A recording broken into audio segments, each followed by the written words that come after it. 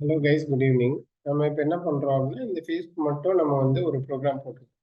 For example, இந்த இடத்துல மட்டும் ஏதாவது டிக் ஆயிடுச்சுன்னு வைங்க, இந்த மட்டும் வெல்ட் அடிச்சு தராங்கன்னு வைங்க, ஒரு 2mm 3mm மெட்டீரியல் இருக்குன்னா நம்ம அதுக்கு வெல்ட் அடிச்சுட்டு இந்த இடத்துக்கு மட்டும் ஓட்டுறோம். இப்போ சிமுலேட் பண்ணும்போது நார்மலாக பார்த்தீங்கன்னா ஃபுல் பிளாக்காக தான் நம்மளுக்கு என்ன ஆகும், ஒரு ரெக்டாங்கிள் பிளாக்குள்ளே சிமுலேட் பண்ணுற மாதிரி இருக்கும். அப்படி இல்லைன்னா நம்ம எல்லா ஆப்ரேஷனும் ஓட்டி பார்த்ததுக்கு அப்புறம் தான் நம்ம என்ன பண்ணுற மாதிரி இருக்கும். ஓகே, இந்த மாதிரி இருக்குது அப்படின்னு நம்ம ஃபைனலாக பார்க்குற மாதிரி.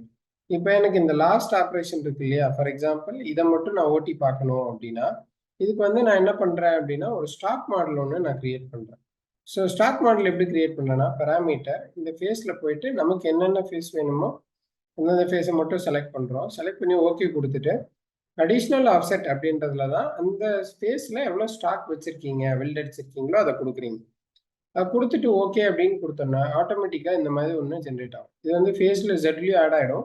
உங்களுக்கு வேண்டாம் அப்படின்னா நீங்கள் ஜெட்டில் திருப்பி மெயில் பண்ணிக்கலாம், கட் பண்ணிக்கலாம், அதை ஒன்று பண்ணிக்கலாம். அப்போது இதை தான் நம்ம கிரியேட் பண்ணியிருக்கிற ஸ்டாக் மாடல். இப்போ நம்ம வந்து இந்த மாதிரி ப்ரோக்ராம் போட்டோம் அப்படின்னா இந்த ஸ்டாக்கை சிமுலேட் பண்ணுறதுக்கு என்ன பண்ணோம், நார்மலாக ரெக்டாங்கிள் சிமுலேஷன் வர்றதுக்கு பதிலாக நம்ம என்ன பண்ணோம்னா இதில் போகிறோம் சிமுலேட்டர் ஆப்ஷன்ஸ். இதில் வந்து என்ன இருக்கும் அப்படின்னா, நார்மலாக இந்த box, cylinder, solid, stack setup இதுதான் இருக்கும். நம்ம என்ன பண்ணுறோம்னா ஸ்டாக் மாடல்னு வச்சு நீங்கள் கிரியேட் பண்ண ஸ்டாக் மாடலை கொடுக்குறீங்க. கொடுத்துட்டு ஓகே அப்படின்னு கொடுத்துட்றீங்க. கொடுத்துட்டீங்கன்னா இதை வெரிஃபை பண்ணுறீங்க, கவனிங்க. ஸோ இந்த இந்த ஒரு ஸ்டாக் மட்டும் இந்த இந்த ஸ்டாக்குன்றதுல பார்த்தீங்கன்னா ஸ்டாக் ஆன்ல இருக்குன்னா இந்த இது மட்டும்தான் வரும். இப்போ நம்ம இதை மட்டும் வச்சு சிமுலேட் பண்ண வேண்டாம். ஒர்க் பீஸ் அப்படின்றத வச்சிட்டோம் அப்படின்னா இந்த ஒர்க் பீஸ் மேலே இது இருந்தால் எப்படி இருக்குமோ வரும். ஸோ இப்போ நம்ம ப்ளே கொடுக்கலாம்.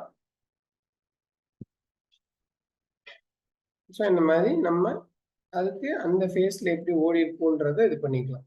இப்போ ஜெட்டில் வேண்டான்றத வந்து நீங்கள் ஜெட் வந்து மில் பண்ணிக்கலாம், ஒன்றும் பிரச்சனை இல்லை. இதுவும் எட்ஜ் வரைக்கும் ஓடி இருக்கும், மில் பண்ணிக்கலாம்.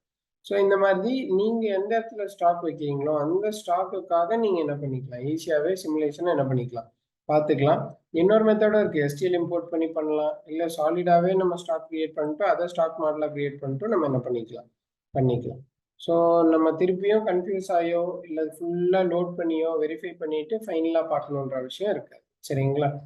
அதே மாதிரி சில கமெண்ட்ஸ் வந்து பார்த்தீங்கன்னா இப்போ ரீசெண்டாக போட்ட வீடியோஸில் கூட இப்போ நம்ம நேற்று ஒரு ட்ரில் பாயிண்ட்டை பற்றின ஒரு வீடியோ போட்டிருந்தோம். ஒருத்தர் வந்து பார்த்தீங்கன்னா இந்த இது வேண்டாம், இது வந்து நம்ம மில் டூல் பாத்தில் வந்து ட்ரில் டூல் பாத்தில் மாஸ்கானார் கொடுத்தே பண்ணலாம் அப்படின்றது. அதாவது நம்ம மோட்டோ என்ன அப்படின்னு பார்த்தீங்கன்னா, எது வந்து ரொம்ப அன்யூஸ்டு கமெண்ட்ஸோ இதெல்லாம் நம்ம யூஸ் பண்ணாமல் இருக்குமோ அதெல்லாம் எப்படி யூஸ் பண்ணுறதுன்றது தான் நம்ம பார்க்குறோமே தவிர்த்து நம்ம வந்து டீட்டெயில்டாக இதை பயன்படுத்தினா போதும் அப்படின்னு. இப்போ கான்டோர் டூல் பாத்தை பயன்படுத்தியே நம்ம எல்லா ஆப்ரேஷனும் போட்டுக்கலாம். அதுக்குன்னு அப்போ மற்ற டூல் பாத்தெல்லாம் நம்ம யூட்டிலைஸ் பண்ணாமே இருக்க முடியாது. இப்போ 3Dன்னு எடுத்தா ஒரு 4 டூல் பாத் வச்சு எல்லா டையும் ஓட்டலாம்.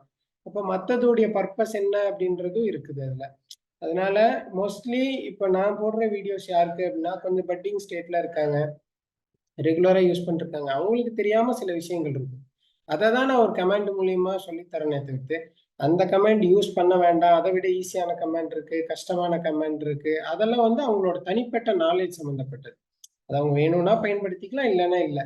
அதனால வந்து ஒன்று போட்டால் அதுக்கு ஆப்போசிட்டாக வந்து கமெண்ட் பண்ணுறதை விட இதுக்கு இதை பண்ணலாம் அப்படின்னு சொல்றதை விட உங்களுக்கு ஏதாவது புது விஷயம் தெரியும் அப்படின்னா என்னோட வாட்ஸ்அப் நம்பருக்கு டெக்ஸ்ட் பண்ணீங்க அப்படின்னா நான் அதை வந்து எடுத்துட்டு இன்னொருத்தங்களுக்கு என்ன பண்ணுவேன், சொல்லி கொடுப்பேன்.